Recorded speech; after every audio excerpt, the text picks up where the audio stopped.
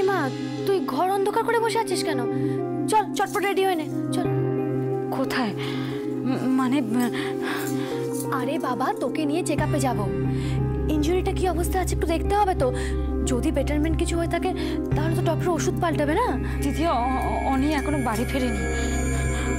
কোথায় আছে, কিরকম আছে তাও জানি না। আর এর মধ্যে আমি... আরে বাবা, অনিকে নিয়ে চিন্তার কোনো কারণ নেই। দেখ, হয়তো অঞ্জনের বাড়িতেই তোর জন্য অপেক্ষা করছে। অঞ্জনদার বাড়িতে? তাহলে ফোন ধরছে না কেন? আরে বাবা, ফোন ধরেনি মানে কি কিছু হয়েছে নাকি? চল তুই রেডি হয়নি, চল। উফ, ঠিক আছে, আমি তোর জন্য শাড়িটা রেডি করে রাখছি, তুই আয়। কেমন? আয় কিন্তু।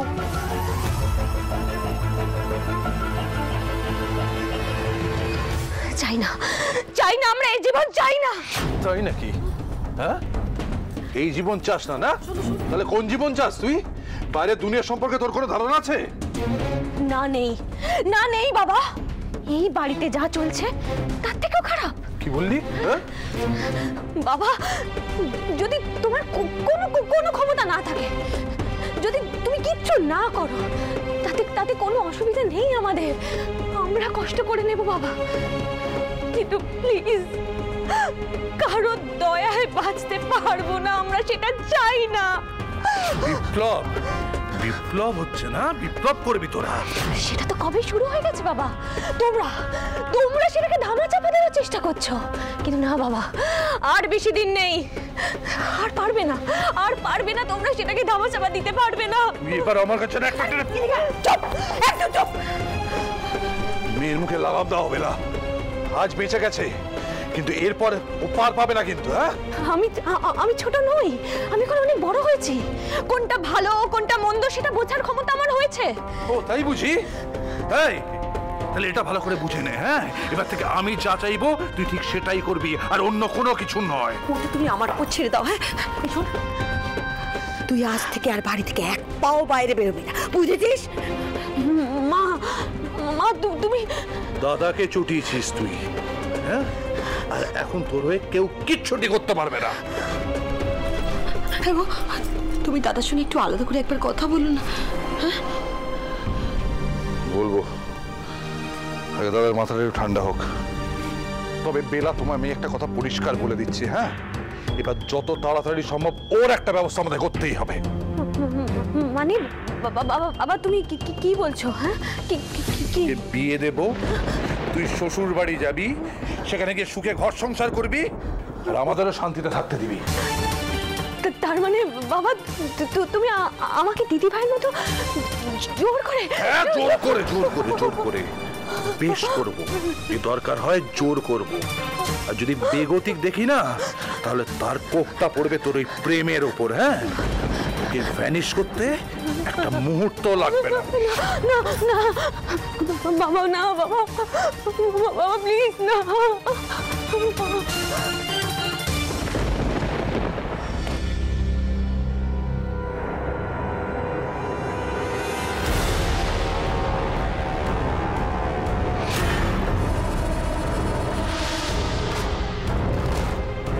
তুমি দূরে সরে যাওয়ার পর থেকে একটা জিনিস বুঝেছি, চারু,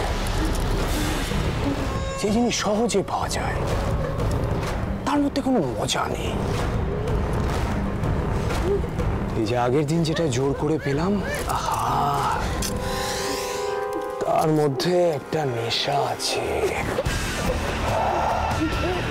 আর এই নেশাটা কাটানো খুব সহজ নয় চারু। তাই তো আমি বারবার তোমার কাছে ছুটে আসবো। আমার জমে থাকা রাগ, দুঃখ, কষ্ট সব ভুলে যাব কিছুক্ষণের জন্য।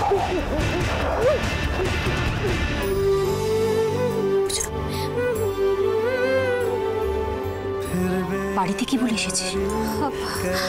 আমি মানে আচ্ছা পূজা, তুই জানিস বাড়িতে এত প্রবলেম চলছে, তারপর তুই? দিদিভাই, আমি তোকে অনেকবার ফোন করেছি, দেখ ফোনটা, আমি সবাইকে ইনফ্যাক্ট ফোন করেছি, কেউ ফোন তোলেনি।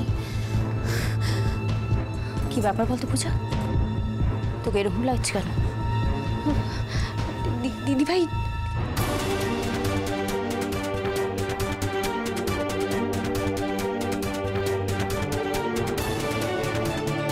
কি বলছিস কি পূজা?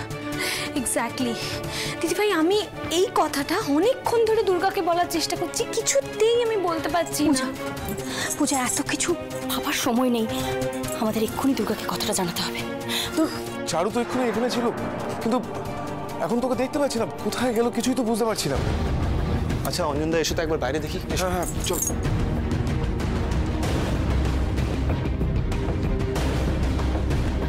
দিদিয়া, দিদিয়া এই সময় কোথায় গেল?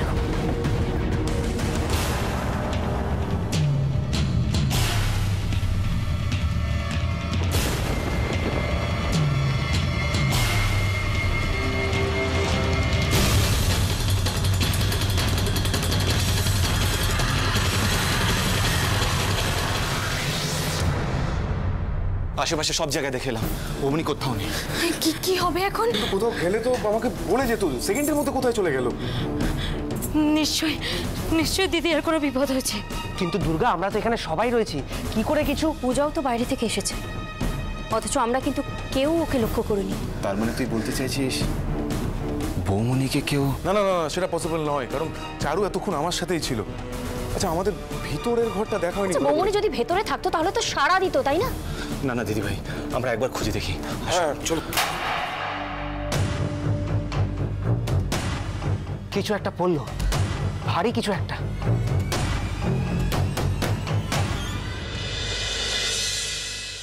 শোনো, আমি কিন্তু দিদি ভাই নই যে আমার ছেলে মেয়েদের ক্ষতি আমি দাঁড়িয়ে দাঁড়িয়ে দেখবো আর চোখের জল ফেলবো।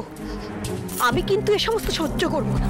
যে আপদগুলো জন্ম দিয়েছো তাদের জন্য আমি অনেক কিছু সহ্য করছি। হ্যাঁ, আমার অবস্থা নিয়ে কোনো মাথা ব্যথা নেই তোমার। মেয়ের জন্য চোখের জল ফেলছো। পূজা ভাবে আমাদের কথা? হ্যাঁ, সেলফিশ মেয়ে কোথাকার। একে আমার এই অবস্থা, তার মধ্যে পূজাও। শোনো, আমি জানি না পূজা কোথায় আছে, কিন্তু তুমি ওর মাথায় হাত দিয়ে বলো তুমি দাদাকে কিছু বলবে না। এমন করছো যেন আমি না বলে দাদা জানতে পারবে না। পূজা না নিজের খবর নিজে খুঁড়েছে, বুঝতে পেলা? তুমি সবকিছু যেন চুপ করে থাকবে, মেয়েটাকে বাঁচাবার চেষ্টা করবে না। আমি পারলে না ওকে নিজের হাতে গলা টিপে মারতাম। এটা তুমি কি বলছো? তুমি না বাবা। অবাক হচ্ছ কেন মিস্তি? বাবা হলেও দাদার গায়ে যে রক্ত বইছে, মেজদার গায়ে তো সেই একই রক্তই বইছে। তাই মেজদার থেকে অন্যরকম কিছু আশা করাটা ঠিক না। শিপ্রা, আমাদের কথার মাঝে তুমি কেন কথা বলছো? হ্যাঁ, আর হুট করে ঢুকে পড়লে এই ঘরে কোন সাহসে? মাফ করবেন মেজদা, কথাটা কানে এলো বলে বলতে বাধ্য হলাম। আপনাকে আমার কিছুই বলার নেই, কিন্তু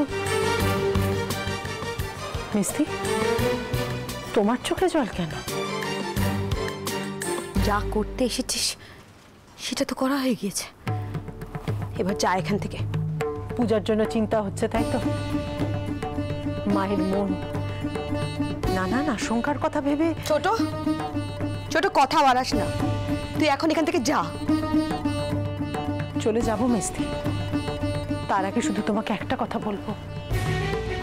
কই, তুমি চারু দুর্গার জন্য কখনো তো এভাবে কিছু বলনি। যদিও বলবে কেন, ওরা তো তোমার গলার কাটা ছিল, কিন্তু কিন্তু ওরাও তো কারোর মেয়ে ছিল মিস্তি। কি বলতে চাইছিস তুই? মিস্তি, মা তো মাই হয়। তুমি তোমার সন্তানদের জন্ম দিয়েছো বলে তাদেরকে আগলাবে আর অন্য সবাই চলে যাক, এটা তো ঠিক না মিস্তি। আজ যা হয়েছে তুই তাতে খুব খুশি হয়েছিস না রে? হ্যাঁ, তার মানে তোর মনে হচ্ছে যা হচ্ছে ঠিক হচ্ছে, আমার সঙ্গে এরকমই হওয়া উচিত ছিল, তাই তো? আমার শুধু একটা কথাই মনে হচ্ছে মিস্তি, একজন মা কি করে এতটা স্বার্থপর হতে পারে? ভগবান আছে কি নেই আমি জানি না মিস্তি, তবে উনি যদি সত্যিই থেকে থাকেন তাহলে এর বিচার উনি ঠিক করবেন। তোমার জ্ঞান দেওয়াগুলো বন্ধ করো, যাও এ ঘর থেকে। কি করবেন স্যার? জিজ্ঞেস করছিস কে? কিসে দিয়ে চলো কে?